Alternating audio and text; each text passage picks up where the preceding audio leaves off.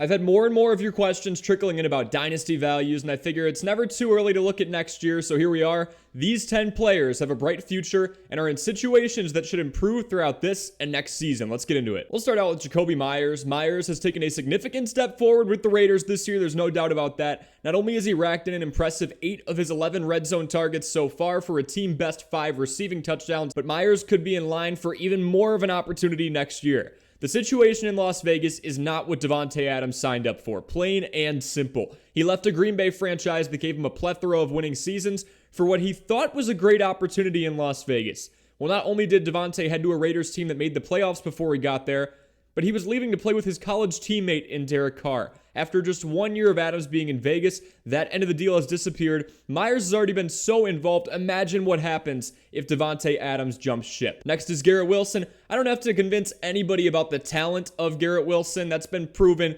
He's one of the multitude of wide receiver talents coming out of the Ohio State program, and he put up a 1,000-yard season last year with less than optimal QB play, and that's being nice about it. I sound like a broken record from videos at the end of the season. If you go back to them, I'm saying the same thing now.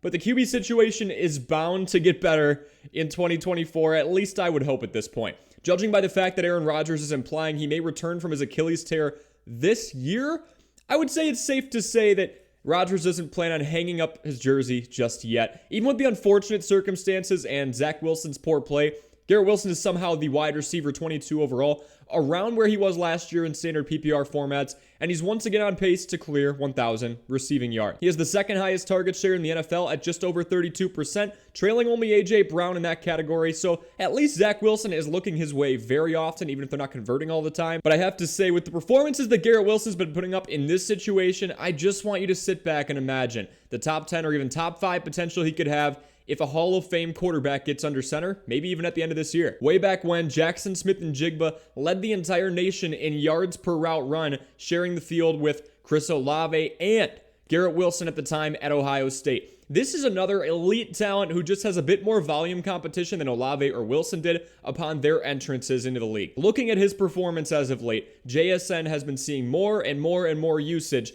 Not only is Smith-Njigba on the field more, but he's turning more and more into a consistent target on this team, the tertiary target, if you will. On top of that, he's more involved in the red zone as well. So lots of mores here with JSN. He's got that game-winning touchdown from a couple of weeks ago, and he's had a touchdown since, so he has a pair on the year. No, JSN is not making a whole lot of big plays, as Geno Smith is looking his way more so on conservative throws, but Dynasty football is about the future. And if we look at Tyler Lockett, he's 31 years old. It doesn't take a rocket scientist to figure out why the Seahawks drafted a slot receiver in the first round, with Tyler Lockett being 31 and having a potential out in his contract coming up in the 2024 offseason. JSN is only going to get more chances, and when Tyler Lockett is gone, he'll join that 1-2 punch personnel with DK Metcalf. Dontavion Wicks is probably the most unproven player on this list, and to be honest, you could probably just pick him up off waivers if we want to talk about that. It's a free player, essentially, and I'd argue that Dontavion Wicks also has the most opportunity given the situation he's in.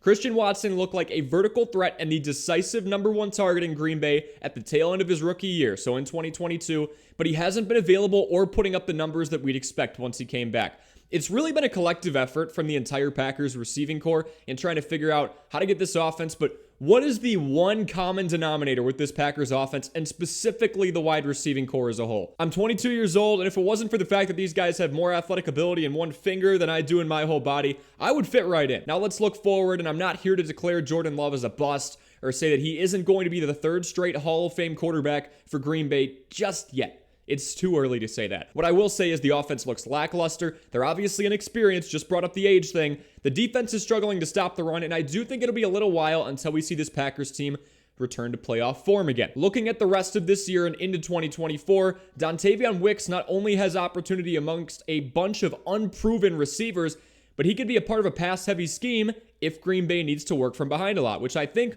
with the inexperienced personnel right now, is a very fair assumption. Trey Palmer's up next, and while the Buccaneers have been changing a lot personnel-wise, this is a rookie that, in my opinion, has already outperformed his draft value and can only go up from here. We'll start with the draft value. This is a 6th-round rookie, on average to get around 400 receiving yards this year, and he's averaging a couple of catches per game at the moment. When we step back and look at Trey Palmer's prospect profile a little bit, We see that he ran the fastest 40-yard dash in this year's NFL Combine at 4.33, and he hit the top speed among receivers as well. This makes me start to wonder, what are the odds that Tampa Bay starts finding more creative ways to use Trey Palmer? We've seen the same thing done with guys like Tavon Austin on the Rams around a decade ago, and even Deebo Samuel, although he's more of a tough read the blocks and then put your shoulder down and hit somebody type of runner. Then there's the Mike Evans part of this whole thing. At the time of this recording, Mike Evans is set to become an unrestricted free agent by the end of the 2023-24 season, meaning other teams can put their bids in and the Bucs can't do anything about it. The Bucs haven't shown a lot of urgency to pay him,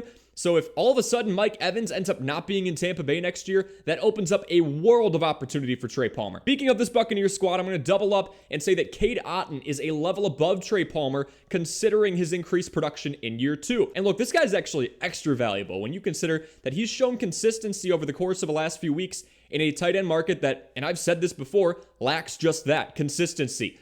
Otton is not only the third option on this Bucs team from a targets perspective, but he would likely elevate to that number 2 spot unless Tampa drafts a receiver early in 2024. Again, we're operating under that hypothetical that Mike Evans does not come back. Otton is currently the tight end 19 overall in standard PPR formats, and he has cleared 8 points in 4 of the last 5 games. That's what we like to see. Now, Isaiah Pacheco is one of the most expensive players on this list when you look at what you may have to fork over to get the Chiefs starting running back. I will argue that the 3rd or 4th rounder that you may have to fork up for him is worth it because even with the worst wide receiving core of Patrick Mahomes' young career, this Kansas City team looks as if they're going to coast into the playoffs again. Game script wise, you hear me say this all the time, I'm a broken record. If the Chiefs are up, they're going to run the clock down. It's as simple as that. What I'm really excited about with Isaiah Pacheco, though, is the lack of consistent weapons out wide outside of Travis Kelce.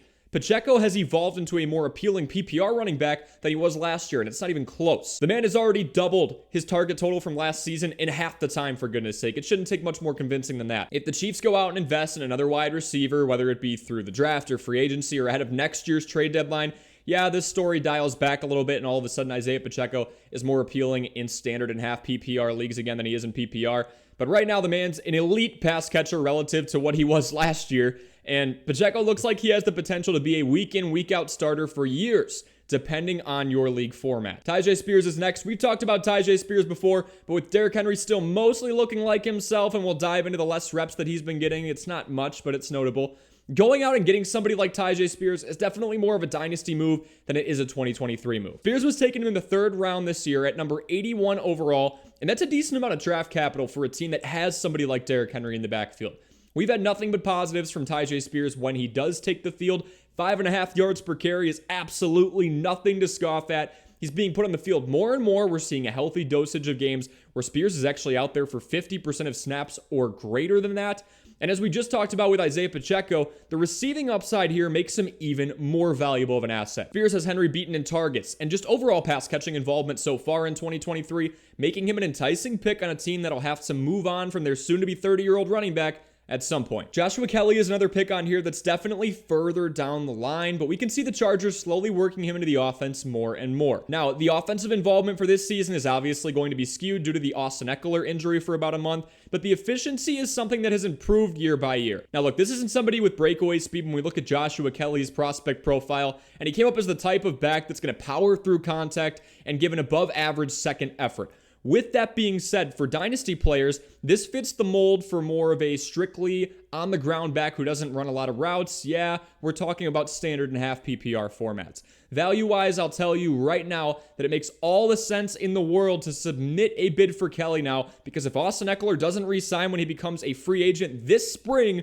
it's Joshua Kelly's backfield until further notice. And we wrap things up with Anthony Richardson. I wanted to put Bryce Young in here. I really did. Number 1 overall pick, showing some promise, not a whole lot of help. But that's going to be a slow growth process considering the Carolina Panthers don't have a first rounder in the upcoming draft. It's going to the Bears, and the Bears just helped themselves out by beating the Panthers to start off week 10. Anthony Richardson, though, when healthy, was one of the most dynamic fantasy football options through the first month of this season. And I'm talking just in general, not just in terms of rookies. He had the best athleticism score among quarterbacks, ran a ridiculous 4.43 40-yard dash, and was a flat-out scorer through 3 full games. The man accounted for over 700 yards and had 7 touchdowns to just a couple of turnovers. Jonathan Taylor just signed a long-term extension, has been heavily involved as a receiving back since returning. And while Michael Pittman Jr.'s contract will be up after this year, this guy named Josh Downs isn't doing too shabby at all. So I think AR will be okay. Folks, thank you so much for watching. As always, feel free to ask me any fantasy football related questions in the comments section below. Like and subscribe if you enjoy the content, and we will see you in the next video.